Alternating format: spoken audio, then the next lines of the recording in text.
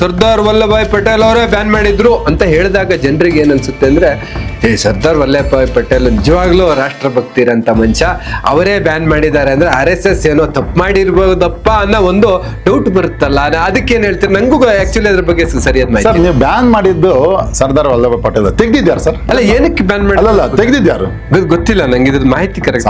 1948ರಲ್ಲಿ ಮಹಾತ್ಮ ಗಾಂಧಿ ಅವರ ಹತ್ಯೆ ಕೇಸಲ್ಲಿ ನಾಥೂರಾಮ್ ಗೋಡ್ಸೆ ಯಾವಾಗಲೂ ಸಂಘದಲ್ಲಿ ಇದ್ರು ಅನ್ನೋ ಕಾರಣಕ್ಕೆ ಬ್ಯಾನ್ ಮಾಡಿದ್ರು. ನೆಹರು ರವರೇನೇ ಅವರ ನಾಯಕತ್ವದ ಸರ್ಕಾರದ ಅಡಿಯಲ್ಲೇನೆ ಕಪೂರ್ ಕಮಿಷನ್ ನೇಮಕ ಮಾಡಿದ್ರು ಇನ್ವೆಸ್ಟಿಗೇಟ್ ಮಾಡಕ್ಕೆ.